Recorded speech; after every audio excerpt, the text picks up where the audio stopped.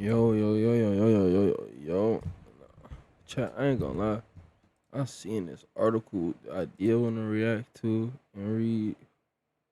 We gonna go, chat. We gonna kick it off reading some fucking articles on games. I don't know. I'll play y'all some music in the background for right now.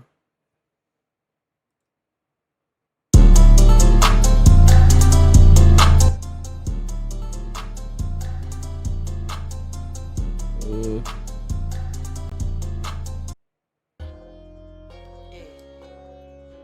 maybe make this video. I had to mark the floors. I had to cut out the horse. I just got me a little bean. But I got me a little port. I ain't no about my doors. Said it about my doors. Young nigga ready for war. Young nigga shooting them boys. Bitch, you not ready for noise. I can't do this in my sleep. I put that price on his head. He will be dead in a week. I just want all of the smoke. That chopper stop doing the most. Hit a little boy with that cake. Turn them to ghosts. Walk in the building, we ice store. Walk in the building, on trifle. Baby gon' fuck with who next door. Come eat on this dick, you not wife. Fuck all that shit, I just like. I'm taking flight like I'm mine. Hitting my bag, mine. I don't wanna come. For that little home to climb. I got some killers in line. All of my flashes shine. You can get line in the dime.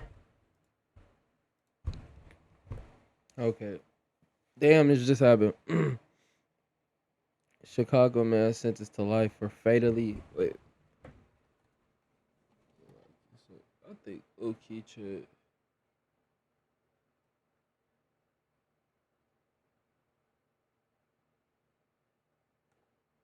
I gotta fix the views, bro.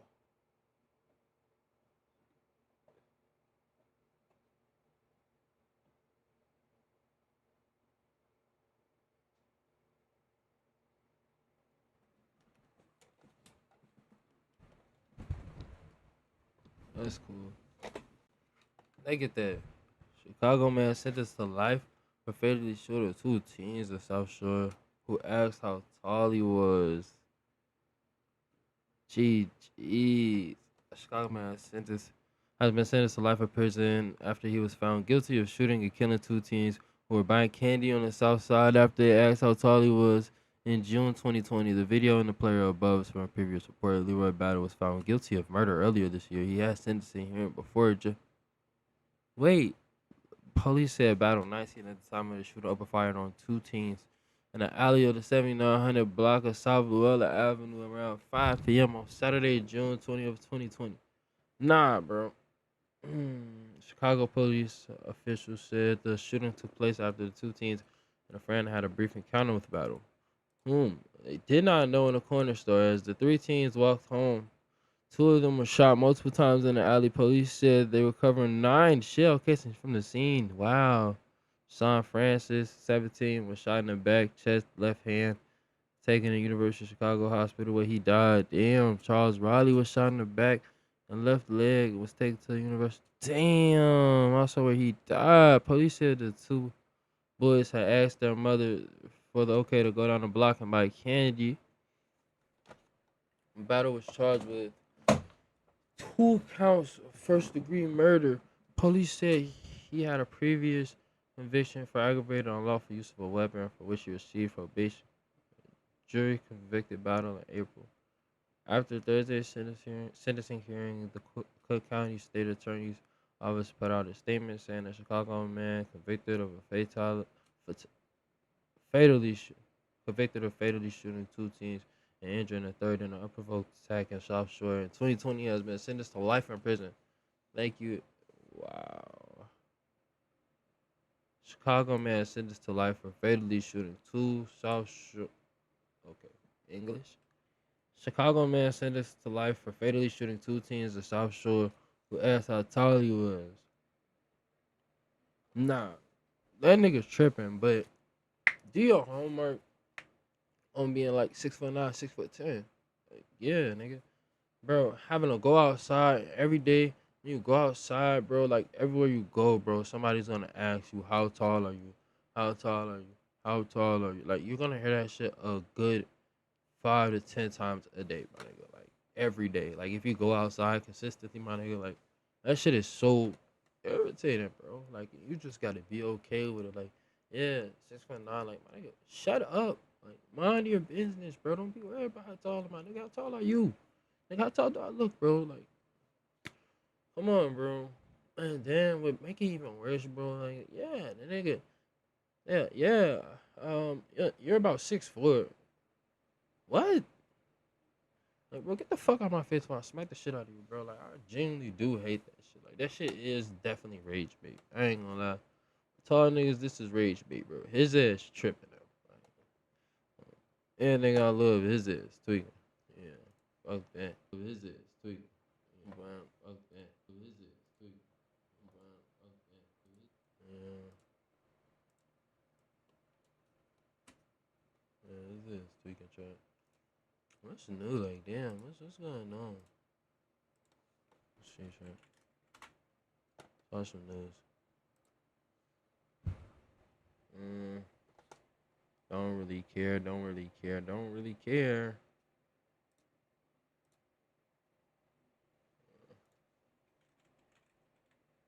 Actually, I'm gonna watch this. Oh yeah. Right. News right now is So, have y'all President seen Trump this? announced. Have you ever seen that chip? Them niggas bombed that nigga Ice Cube bus. GG's, bro. That's not funny, but like, bro, yeah, they bombed this nigga Ice Cube bus because they thought this nigga was who did they think this nigga was, bro? They thought Ice Cube was Ice. Oh my god, bro, that's fucked. Like they bombed. I think he was in Portland for like the Big 3 game or something, bro. But like, yeah, they ass was tweaking. And, oh, damn, grandma, yeah. FBI agents who knew that protest. Agents who were photographed kneeling during a protest. The Bureau reassigned the agents last spring, but has since fired them. People familiar with this matter say it's still not clear exactly how many were fired, but in a statement on Friday, the FBI Agents Association confirmed more than 12 agents were fired. The association called the firings unlawful and called on Congress to investigate. The photographs were taken at a 2020 Let me change the name of this shit.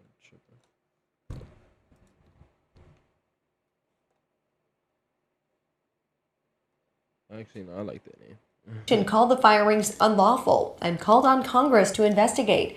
The photographs were taken at a 2020 demonstration in Washington. The protests happened in response to the death of George Floyd. An FBI spokesperson declined to comment. Out for Congress to stop a partial federal. This morning, an ICE agent in New York relieved of his current duties after recordings captured this violent incident. The agent pushing this woman in. An ICE agent in New York relieved of his current duties after recordings captured this violent incident. The agent pushing this woman into a wall, causing them to fall to the ground, all after her husband was detained. Yeah, it's tweaking in that bitch. The altercation unfolding at an immigration court downtown on Thursday. You can hear the woman pleading with the officer as he yells, "Adios." Damn, like that, bro. They just deported her husband and told her adios. That's fucked up. Can't lie. Moments earlier, the woman clinging onto her husband and two small children. One officer seen here grabbing her by the hair to separate them. Just grab her, put her away. Officials saying the family was at the courthouse for a routine asylum hearing. ICE now investigating, a spokesperson saying the officer's conduct in this video is unacceptable and beneath. Definitely.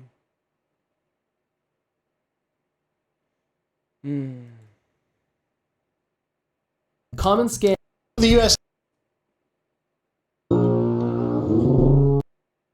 school shooting is.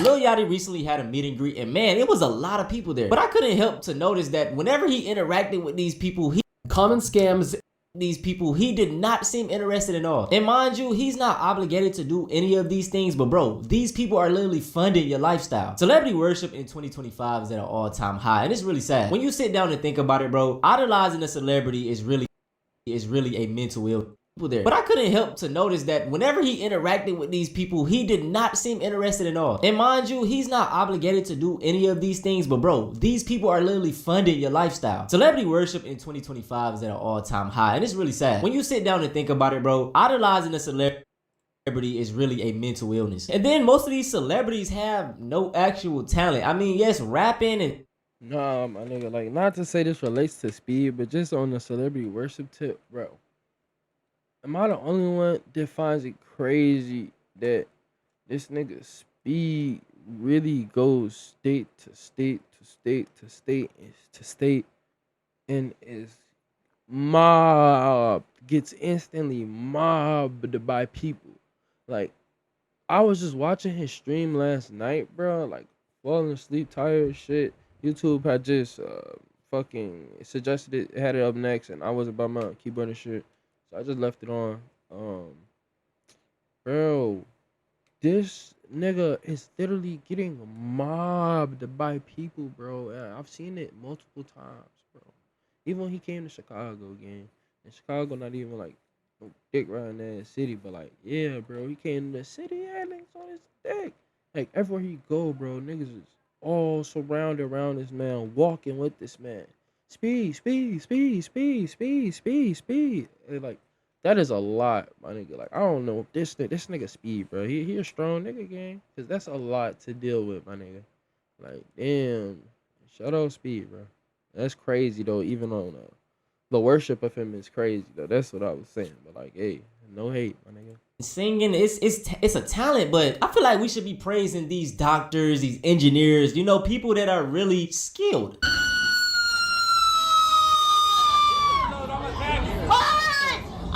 Look, you think I'm pretty? Of course. Like, grown ass women. You want some head? You want some head? Go on some head. Yeah. I can't say that. Yes, you do. You know you do. Everyone wants some head. Come on, man. Right, can I give it to you? I'm the best. I'm the best. You give good head. I give great head. I can't. I give phenomenal head. Then I don't doubt that, but I'm saying I can't say that. I can't But say you can find out though. Huh? I say you can find out though. I can find out. Yeah. No, but I'm saying I can't say Let's that. go. in public, But you can find out though. Which is cool. Look, no hands, I don't care. I can't say that I doubt your head. Right. Let's go. This clip right here is crazy. Yeah.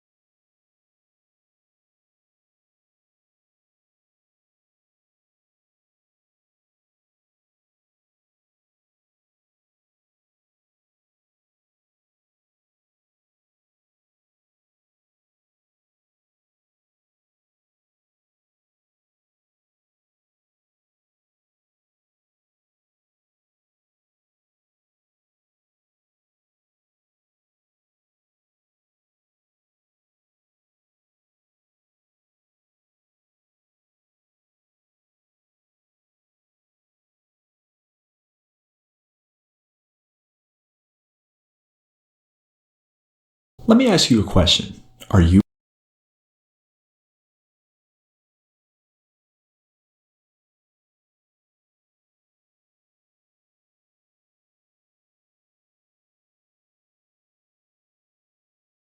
Look, there are many great inventions.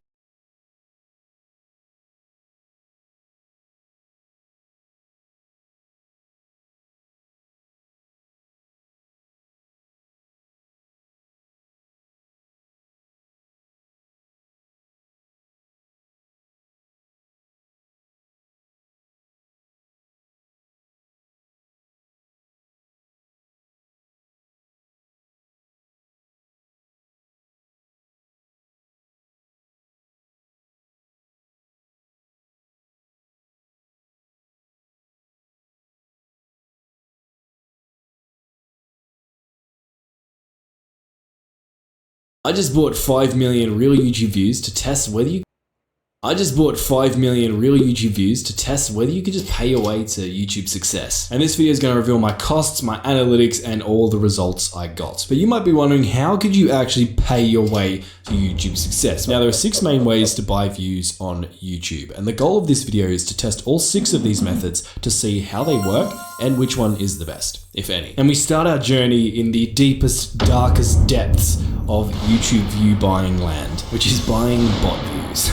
Now, buying these types of views is very much against YouTube's community guidelines, aka if you encourage or participate in this, YouTube could delete your video. So this video is just going to be for research purposes only. So essentially, I started my journey by doing a bit of research, trying to figure out which one of these websites was not just going to take my money and run. And then I found one. It's this website, which I'm going to anonymize. And I was faced with the choice of buying real views or regular views, because apparently regular views aren't real, which is really rubbing it in. Now, after talking to a live chat agent, I finally deduced that regular views are basically just bot views. Essentially, these guys have programs set up that just run on autopilot, spamming out views on your videos. But these programs are intelligent and random enough that the YouTube algorithm theoretically can't detect them. The real views, on the other hand, as far as I can tell, come from click farms. And there's a real person with real accounts manually viewing your videos, but as you can see, this person's probably not going to become a loyal viewer of your channel anytime soon. Why don't you get a day job? Do something that contribute to society. Now, obviously, I'm going to test both of these methods, but let's start small by just purchasing 10,000 regular views, which cost me a whopping $26.26 per view about me. But it looked really embarrassing when the video only had like 5,000 views. So I wanted to boost it a little bit, and that's why I created this campaign. So in terms of channel, and if they enjoy it, it's going to be much easier for them to subscribe or watch more of your videos, because there's no extra step where they actually have to click on a link within an ad to then be taken to your channel. Now, the disadvantage of an in-feed campaign is your views are going to be even more expensive. Our bench. Street people aren't genuine at all. They grew up in a survival-based environment, so they don't want to make connections for real. They just want to see what they can get out of people. People raised on love will do anything for you, but people raised on survival will do anything to you. They watch body language, mannerisms, just to see if you soft or you an easy lick. Today, we're going to look at some of the 48 laws of power that street people are masters of. Law 10, avoid the unhappy and unlucky. Be alright, nigga. You tough, right? I'm out, Rico. You understand what I'm saying? Look at me. I've been shot in the head, baby. Rico's speech shows that he lacks sympathy for the weak.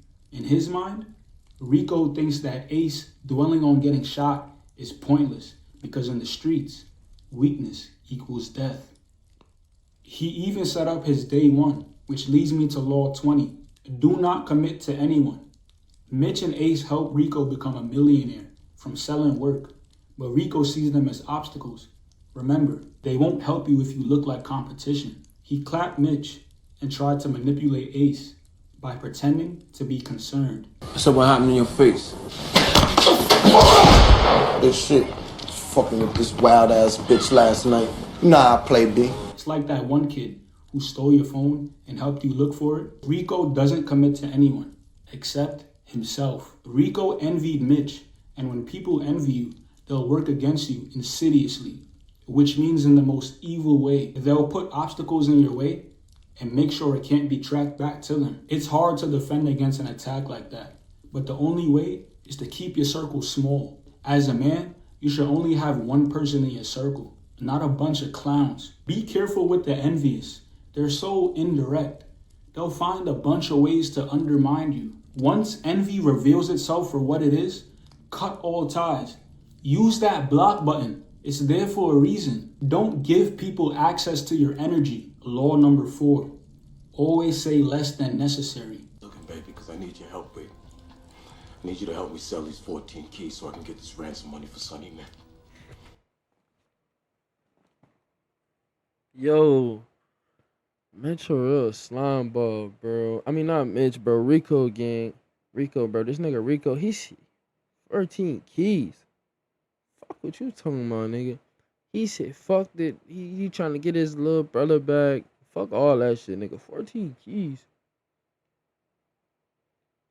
Yeah, I got you. You got 14 bricks right there? put you a fake? Yeah, man, but look, B. Once we get my little brother back, man, we right the fuck back on, baby. We right the fuck back on once I get Sonny. It's gonna be business. Yeah, he wasn't trying to hear that. He said, yeah, nah, I need that, big bro. Yeah, the hood need that, Brody. I ain't gonna lie. Stop oversharing. Mitch made the fatal mistake of oversharing in that hallway. Stop telling people everything. Tell people which foot hurts, and you'll see the one they accidentally step on. Privacy is power. People can't destroy what they don't know. A sweet fruit left exposed invites flies. When a monitoring spirit don't know what you got going on, they don't know what to attack. God gave you 2 ears and 1 mouth for a reason. Shut up. Stop oversharing. Street people are masters at these laws. There's no honor among thieves. A street person was sneaky without even thinking twice.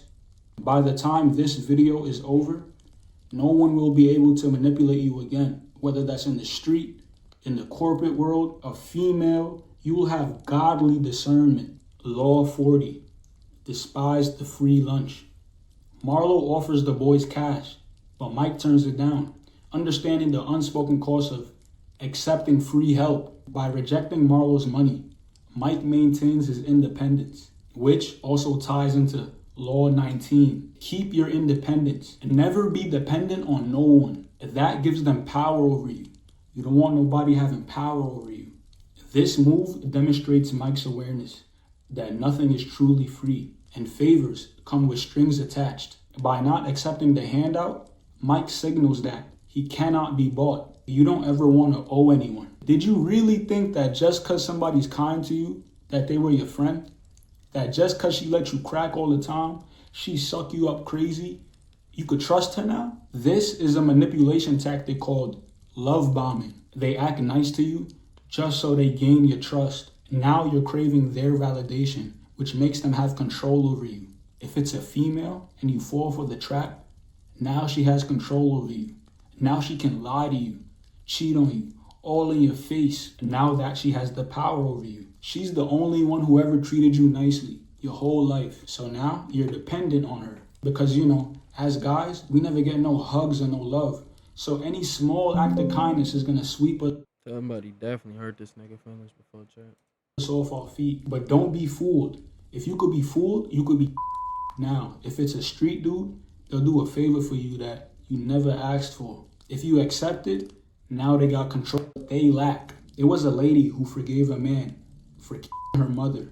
She even visited him in prison.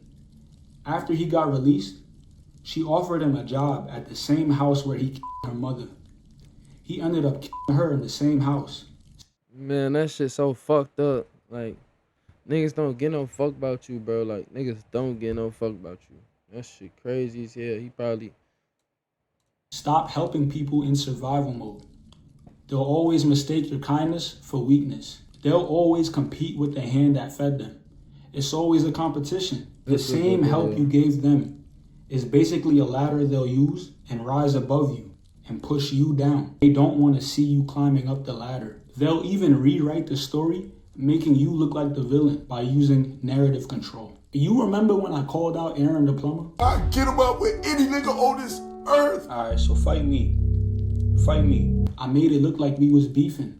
And then you see us on live, chopping it up. Man, I'm fighting on all I this know, shit. gang. I see you looking good, baby. I'm not gonna lie. I appreciate it, bro. I'm gonna get you on, bro. Don't even trip. Alright, say less, gang. That's called narrative control. I controlled the narrative to make it seem like we was beefing, to go viral. You see how easy people can believe a false narrative? Now imagine the false narratives your jealous friends are creating about you behind your back, controlling the story about you, telling lies on you, making it seem like you're the bad person, all because they're jealous of you, envious of you, hating on you. When a false narrative is created about you, don't pay attention to the one who said it. Pay attention to all the people who believed it. You'll be surprised at how many people have been waiting to hear something bad about you. You seem too good to be true. They're scared of your light. Judas was around Jesus the whole time, and he still sold him out. People will know you for 10, 20 years and still believe bad things about you.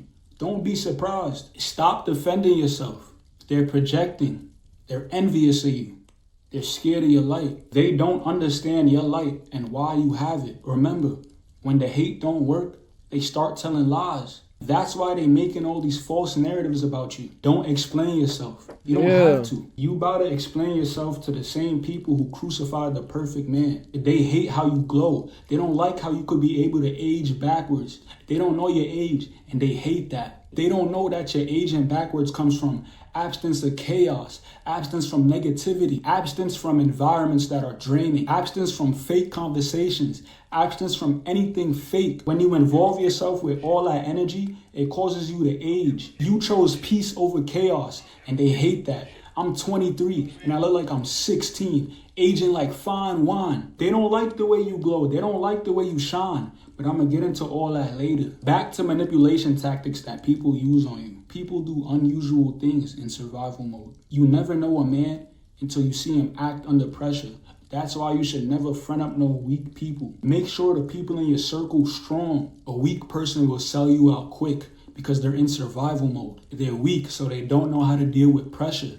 Their mind isn't sharp. Stay away from weak people. Weak people are not loyal. It's an impossibility for them to be loyal. There's always something better that will come along that's going to make them switch teams. Don't trust nobody who want everybody to like them. Weak people are dangerous because they're not strong-minded. They could be brainwashed fast and put against the truth because they're weak-minded. Weak people are always miserable because they depend on people so much, and depending on people gives them power over you, which makes weak people powerless. Here's how you spot a weak man. If he tolerates disrespect because he fears being alone, if he seeks validation from women more than seeking it within himself, if he can't say no because he's too scared of losing approval, if he copies other men instead of building his own lane. You see how all that stems from external validation? And the problem with seeking external validation is you stifle yourself. You keep people around you who aren't solid, and when life gets hard, they jump ship. Now back to dealing with manipulators. Manipulators don't come with warning signs. They come with tests, and most people fail them. They'll break a boundary just a little bit. They'll step on your shoes. They'll touch without asking. They're watching your reaction, not your words. They'll tell a joke that's insulting. If you laugh it off, they know you'll tolerate it more. They'll overshare something way too personal. It makes you feel like you owe them trust back. You don't. Manipulators don't show up waving red flags. They test waters. They want to see if you will hand over control without realizing it. Always protect your energy and never explain your boundaries twice. The only reason why you get manipulated a lot and people think you nice and soft is because you're seeking external validation. You want approval from everyone. Let's say you get called ugly by a woman. Your natural reaction is to get sad, angry. Maybe it's because some part of you fears that it might be true. It's crazy how two people can experience the same thing, but one of them will laugh it off, while the other one will destroy themselves from the inside. Even though the statement is false. No. Excuse me, do you have a boyfriend? How? Hey, no. My outfit today? Hell nah, bro. You looking Bro, very... it's okay. He's a fruit bucket. He's a fruit bucket. I can't show my body. No, he's a fruit bucket. It's okay. It's never about what happens. It's about what's happening inside of you. The external world is a mirror of your internal self. You shape your own reality by mastering yourself. But no one wants to hear this. They'd rather believe their pain is caused by their boss at work or by their ex. Nah, it's you. You gotta stand still in the chaos. Stop trying to force control. Let it flow. 99% of the people around you don't like you. They just like what you got. Michael Jordan, you don't like him. You don't know him from a hole in the wall. But you like that gift he got. So when people applaud you, don't pay it no mind. When it's popular to love you, they will. When it's popular to hate you, they will. But don't give in to either. It's all fake. All the hate, all the love, it's all fake. They don't love you. They love that gift. Knowing all this protects you from manipulation because people manipulate you and make you feel like you need their approval. I don't care if LeBron James told me, oh, you good at what you do. Okay, cool. Keep it pushing. It gets deeper than that. Let me show you the spiritual world. This is the physical world. Now look, in the spiritual world, He has the full armor of God, the lightness inside him. Watch what happens when he walks past people. You see, the demon spirits all around him. Demons everywhere, mind controlling them. Understand that these evil spirits fear when someone has light energy about them. They're like moths to a flame. That's why they try to manipulate you, get you upset. Even online, they're in your comments trolling. They want a reaction out of you. Evil spirits love when they get a reaction out of you. They feed off of the negative energy. Don't give them any. It's a bunch of spirits. Good spirits, evil spirits, monitoring spirits. It's certain spirits around you that was here to take you out. They hide behind the titles. Brother, mother, dad, grandma, auntie. But just because they have the title parent or brother, don't mean they can't have the evil spirit in them too. You could have light energy in you, but yes, your family have the evil spirit in them. That's why some of us have haters for parents. Your parents are really monitoring spirits. That's why our parents don't cheer for us. They try to put fear into us, speak negativity into us, and project their own limitations onto us. Just because they got the title parent don't mean anything. They could still be a hater. Just because someone's your parent don't mean they love you. They just tolerate you. They was put here to keep you distracted from doing your soul's purpose. You know what your soul purpose is. You know what you love to do, but you're scared to do it. You know why? It's because the people around you holding you back. You've been controlled all your life as a kid. Every time you try to be yourself, people make fun of your life, make fun of you for being who you are. That's why I said, stop seeking external validation. These are spiritual attacks. They affected you because you didn't know who you were. Now you learning about yourself. That's why you're still here watching me, because it resonates with your soul. Is that really your dad? No, it's just a soul and a spirit. Not all souls are good. Watch your family. They be the main ones hating on you. Watch how you feel when certain people come around you. Stop looking at people as people and look at them as souls and spirits. Your mom was put here to take you out. Why you think your family attack you so much? Y'all always bump heads. It's always a problem between you and this family of yours. That's not really your family. They're agents put here to take you out. You were chosen one. My job is just to guide you. Your family ain't really your family.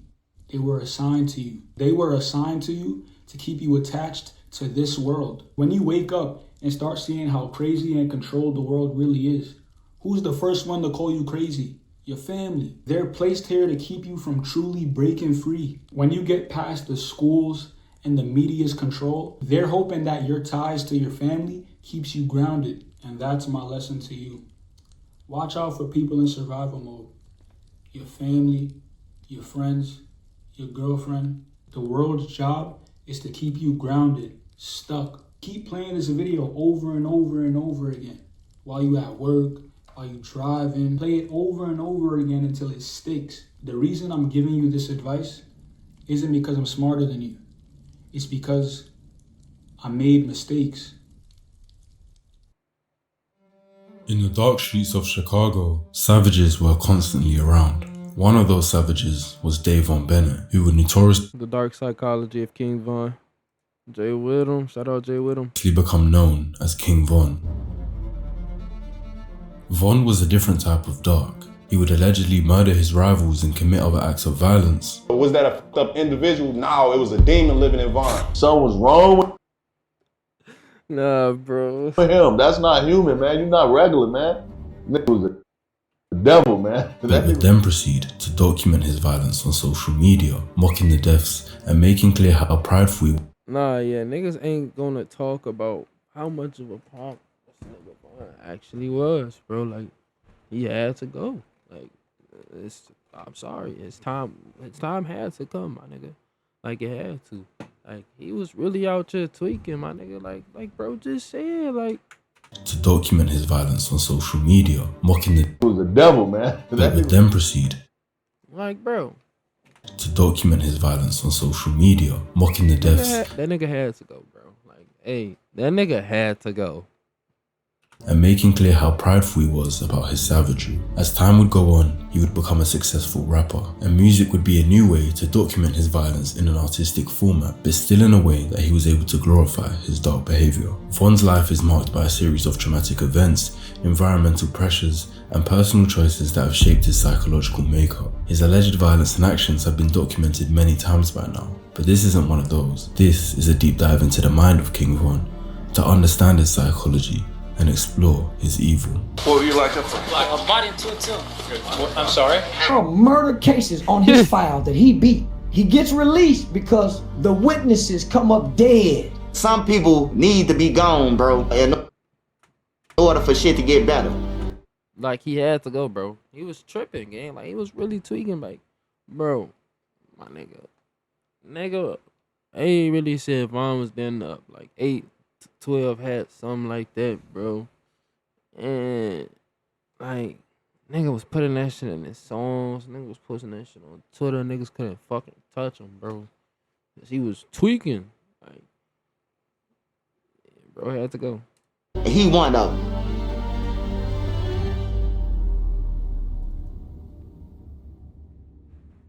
When trying to understand why someone is the way they are, a good place to explore is their childhood. Von was predominantly raised by his mother Natasha, who also had 3 other children. Von's dad, Walter Bennett, was in and out of prison and had made a name for himself in the streets. He went by the name Silk and had ties to the Chicago street gang, the Black Disciples, or BDs. However, being in this life rarely comes to a good end, and Silk's end was deadly. Yeah, sniper. I hit him with a sniper rifle. They at the fucking skate rink, but you know, that's another story. Shot dead with a sniper rifle, Von would lose his father at the age of 11 years old. This would not only hurt him, but create a bigger void in his childhood. Whether his dad was alive or not, him being in the streets a lot before his death deprived Von of a stable male role model, which can impact a child's development of identity, self-esteem, and understanding of societal norms. In fact, Von's stepfather was a drug dealer too, making drug money that could buy Von and his siblings nice shoes. So in terms of having someone to motivate him to get out the hood, that was void. The streets would have been glorified in his young, impressionable eyes.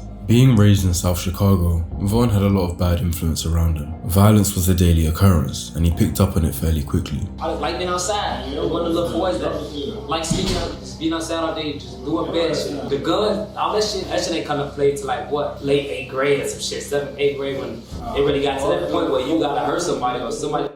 And he did it serious. Trying to hurt you, you gotta protect yourself. So from potentially as young as 13 years old, Von would bring guns into school for protection. Instead of being able to focus on education and developing career prospects, Von had to worry about staying alive and making it through the school system without ending up a statistic. It's easy for people in privileged positions to look down on gang members causing violence in the streets, but growing up in the ghetto with prevalent crime and poverty exposes individuals to violence, instability, and limited opportunities. You don't have a choice. Either you're going to become this type of person or you're going to get wiped out. So you come outside, you could be on, oh, I want to get a job and be on the cool shit. You can't do it because it don't take it from you. You know what I'm saying? It's just different. This environment can normalize illegal activities and desensitize individuals to violence. What is almost an inevitable outcome for someone in this environment is becoming affiliated with a gang. Around age 14 or 15, Von would move to the Parkway Gardens housing development. At the time it would be known as Wick City, but after a member of the gang named O.D. Perry was murdered, they renamed it O Block in his memory. O Block would be for block called Tucaville, which for the same reason as O Block, renamed their gang in remembrance of their murdered member, Tuca. Joining a gang can provide a sense of belonging and protection. As Von's life would go on, you'd notice he's very much a people's person. He'd love talking and love hanging out with his associates, so being in a gang gave him that sense of belonging, especially one where they get to share their interest in deviance. But being in a gang also immerses individuals further into a culture of violence and retribution. As mentioned, these rival gangs had both lost members, but it would continue to be a tit-for-tat beef, one that Von would inevitably have to involve himself in. The close proximity between the two gangs and a lack of policing in the area made it easy to kill and have a lower chance of being caught, and therefore allowed members to have the potential of getting away with murder. We're going to take you now to Chicago, where this past weekend at least 52 people were shot, 8 of them killed, in a wave of violence across the city. What is going on there? Here's Chris Bury. Von would first go to prison age 16 for armed robbery. Whilst in prison, Von would come out to multiple friends losing their lives in the streets. He would later exclaim how much this hurt him, saying these deaths changed his plans and now he has to get his hands dirty and pull his mask out. So after losing these friends in 2012, Von would feel vengeful and allegedly his violence would intensify. His own friend would later say, in 2012, everybody couldn't hang with Von. If you was hanging with Von, you had to accept everything that came with Von. You had to accept that you was going to be in shootings, accept that he it was gonna be that, and you had to be with it. However, something would happen that year that I believe really made Von go that one step further. On the night before his 18th birthday, Von and his friend Tony Dunn, known as White White, would go to a store. Von went in whilst White White waited outside. Von heard gunshots and ran outside, only to find his friend bleeding out on the floor. In the early hours of King Von's birthday, White White would be pronounced dead. Von would later say in his music that this event is what would turn him into a demon.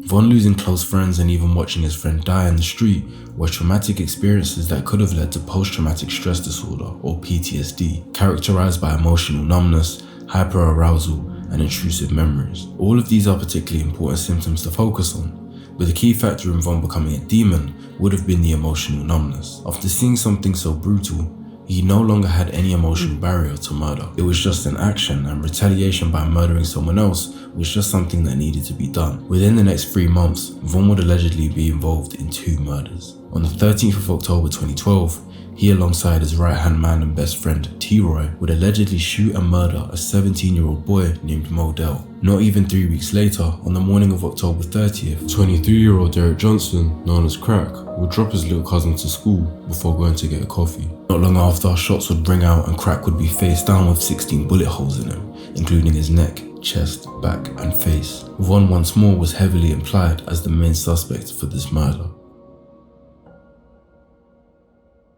Now, murder for survival would be one thing, but Von being an avid user of the platform X, formerly known as Twitter, would be something that allows us to get some sort of insight into his mind, and these tweets would suggest that he got more than a feeling of survival from these murders. Following the deaths of both Modell and Crack, Von would tweet some sinister things.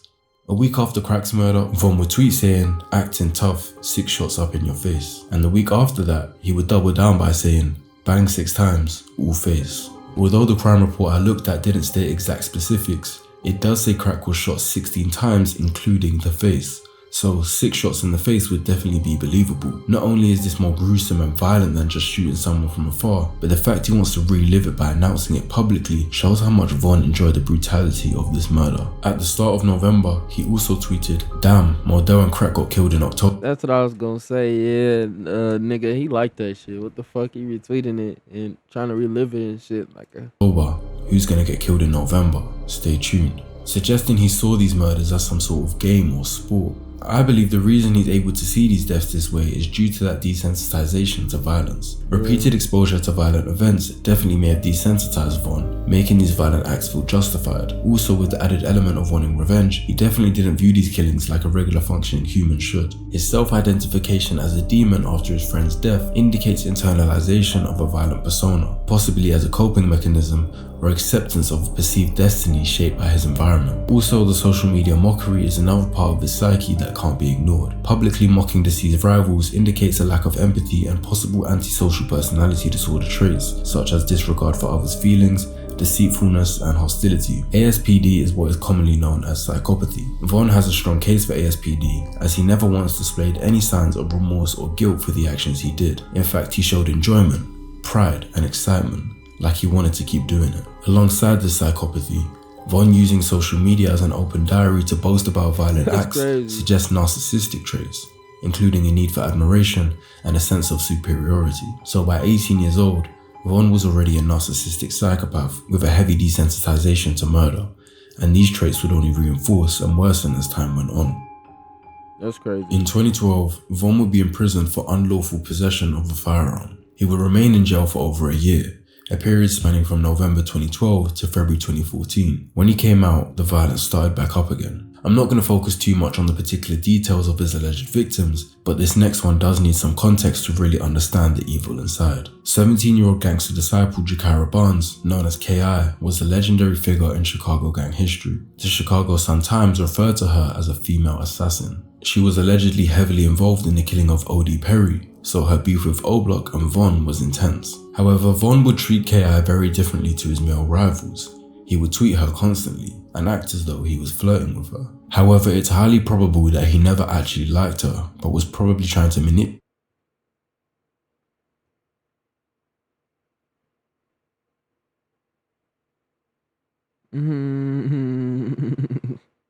Like, that's crazy, bro. This is crazy. manipulate her so she could let her guard down, allowing him to kill her. He would say, "I think I love you," and call her wifey multiple times. Someone years later also allegedly hacked her.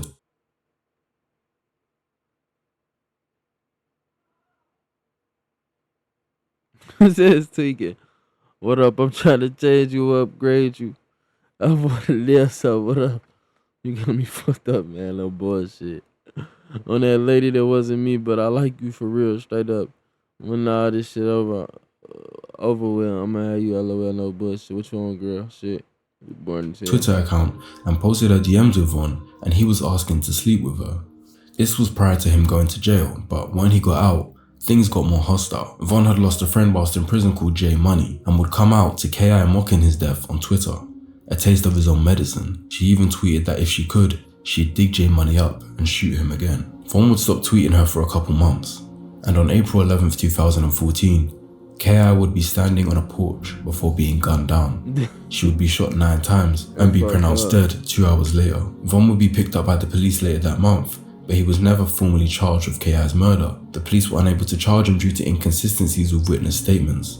However, many years later in 2021, police finally revealed the murder was indeed Von's doing. Again, following this murder, Von's mockery using social media will continue, tweeting, "I see people aren't gonna get the picture till they get put in a frame," with a laughing emoji, which doesn't seem like the worst thing, but it becomes more sinister when you find out that was one of KI's final tweets a week prior.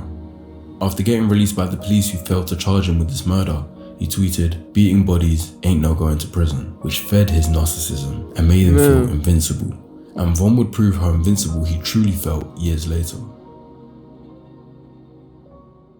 Due to KI's notoriety, allegedly killing up to 17 people as a female gang member, a documentary was being made about her. Due to an oversight from the production team or just a lack of research, they decided to ask King Von himself to be a part of the documentary and to speak on his relationship with KI, not knowing that Von was her murderer. Von jokes about how he wanted to sleep with her, occasionally grinning, as the murder potentially replays in his mind. Being in this documentary would have boosted his narcissism, knowing he wasn't just getting away with murder, but was being able to mock it on a bigger scale. In Von's mind, impunity was constantly reinforced. This is the ability to act with exemption from punishments, losses, or other negative consequences for his actions. Repeatedly evading legal consequences may have reinforced his belief in him being untouchable, making risky and criminal behaviors something he'd want to keep pursuing. In fact, the same month he was released for the KI murder, he would murder again. On the 29th of May 2014, a birthday party would be going on that Von attended. It stated that Von was chatting up other party guests until he spotted 2 rival gang members at the house and took off. Time went by, and later on, one of Von's rivals looked up and saw Von with and took off. Von was chatting up other party guests. A birthday party would be going on that Von attended. It stated that Von was chatting up other party guests until he spotted 2 rival gang members at the house and took off. Time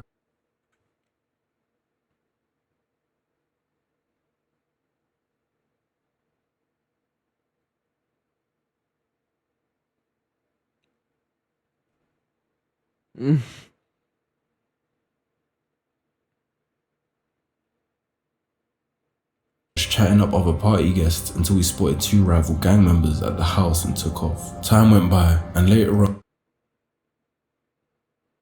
one of Von's rivals looked up and saw Von with an associate approaching the house, and the 2 of them fled. Von chased them whilst firing his gun, hitting both of them, but they got away. When the smoke had cleared, Malcolm Stuckey, a 19-year-old that wasn't one of Von's rivals, was face down on the grass between the sidewalk and street. He had been shot 4 times, including one to the head, and would be pronounced dead at the scene. The reason this is important is times,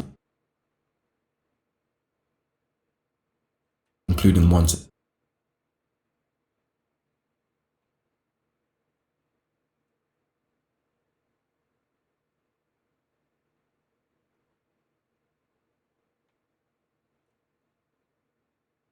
the head and would be pronounced dead at the scene. The reason this is important is because although Von almost certainly did this murder, he would never brag about it or make fun of it on social media. This shows us that Von's satisfaction only comes from making his rivals lose their friends. He enjoys brutally taking something from them, and not just murder in and of itself. Von would remain in jail for this murder.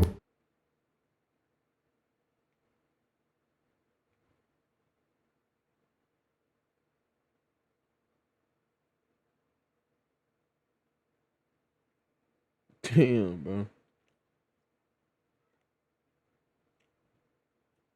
trial from June 2014 to December 2017. 3.5 years in jail. However, by some powers, he managed to escape long-term punishment. Von's accomplice in the shooting would back out of his deal with the courts last minute, and in a crazy turn of events, Von would get away with this murder as they had no more strong witnesses willing to testify against him. I don't even think it needs to be stated how much this would have been a driving force for his grandiosity and narcissism, as down the line he would continue to be braggadocious about what he's done in the streets, but upgrading from Twitter to a more artistic format. After coming out of prison, he seemed to have a particularly strong bond with his friend from young, Dirk Banks, known as Lil Durk. Dirk also came up in Southside Chicago, but had made it out using music. Dirk knew about the work that Von had done in the streets, and knew that telling these stories would appease music fans in that genre. So with Dirk's encouragement, Von picked up a mic and started rapping. Von was used to bragging about his street work via Twitter, so he quickly became accustomed to spilling his truth into his raps, saying lines like, "Caught a body, beat that body, catch some more," which could be a reference to any of his alleged murders, even some I haven't covered. In fact, Von would gloat about being 3 murders away from having double digits, which really makes you question how dark he could have been, and his work in the streets has even coined him with the label of a serial killer. A serial killer is a person who murders 3 or more people, check, with the killings taking place over a significant period of time in separate events, check. Their psychological gratification is the motivation for the killings. The motives of the serial killers can include anger, thrill-seeking, financial gain, or attention-seeking. Von's motives could have been any of these. The anger from getting revenge for his murdered friends, the thrill-seeking if these murders are just a progression of his deviance as a child, or the attention-seeking as even when he wasn't a music artist, he would still use social media to gain street cred and a level of notoriety for his violence and evil. As surprising as it may sound to have a serial killer in the modern day, let alone one that became a famous music artist, this label may actually be true for Von. Starting a music career provided an outlet for his experiences, but he continued to glorify violence in his lyrics, possibly making this the way to gratify his criminal activities and status, without having to continue the risk of getting caught in the streets. He gained a big audience for his gritty lyrics and depiction of the realism of being a killer in the streets, and this allowed him to be put on a big pedestal for these acts of evil. Von's success in music didn't stop his deviance, however, but from what I've researched, it stopped him murdering directly. In August 2020, a rival of his named FBG Duck, who also made music, was gunned down in Chicago in front of a designer store. Although Von wasn't physically there committing the murder, he allegedly put a $100,000 bounty on his head, using his newfound music money. This further proves that Von's satisfaction comes from seeing his rivals die, more than the act of killing itself. Von felt on top of the world. In October that year, he put out a tweet saying, "Everything you out there doing in the streets, I did it times 10 and got away with it. I got caught for it, got out again, and did it some more. Then I got rich and took care of everything and everybody. We'll never be equal." He clearly felt super prideful that he'd done so much and believed that he was the top guy in the game. But they say to never be too comfortable at the top. Von had a minor beef with another artist named NBA Youngboy, who had an artist signed under him named Quando Rondo. And amongst the street nature, an associate of an op is also an op, so Von and Quando didn't like each other. One day after one of Von's shows, he would be outside a club and see Quando, and within seconds, he'd swing at him and start a fight. However, Quando's friend Lil Tim would hop out of the vehicle and shoot Von. Von had been hit multiple times and would later be pronounced dead. Von's psychological profile is complex, shaped by early trauma, environmental factors, and individual choices. His behavior suggests the presence of antisocial personality disorder, characterized by a pervasive pattern of disregard for the rights of others and societal norms. The combination of a traumatic upbringing, lack of positive role models, reinforcement of violent behaviors, and absence of legal repercussions created a perfect storm for the development of his criminal identity. The only time Von ever showed vulnerability was upon learning about his best friend's death while he was incarcerated. Von was imprisoned awaiting trial after his murder of Malcolm Stuckey, and during that time, his best friend and right-hand man T-Roy, who Von had committed a lot of these violent acts with, was shot and killed in a shop. Von would admit that upon hearing about T-Roy's death, he was in tears. Miss my dog, but when they get my dog, I was locked up. Killed me, I broke down, I ain't cried so long. His admission of crying indicates that he was capable of deep emotional connections, albeit limited to a select few. It was the same emotions that he channeled after the losses of his other friends to turn to killing as revenge. Despite these moments of grief, he did not regret his involvement in the street life. This suggests the compartmentalization of his emotions, where he could experience personal loss without reassessing his lifestyle choices. His music career, which celebrated and glorified his violent actions, not only reinforced him being dark and twisted, but also potentially influenced others, perpetuating the cycle within his community. In the end, Von was only ever bound for his actions to have consequences, and in the eyes of some, he survived way longer than he should have.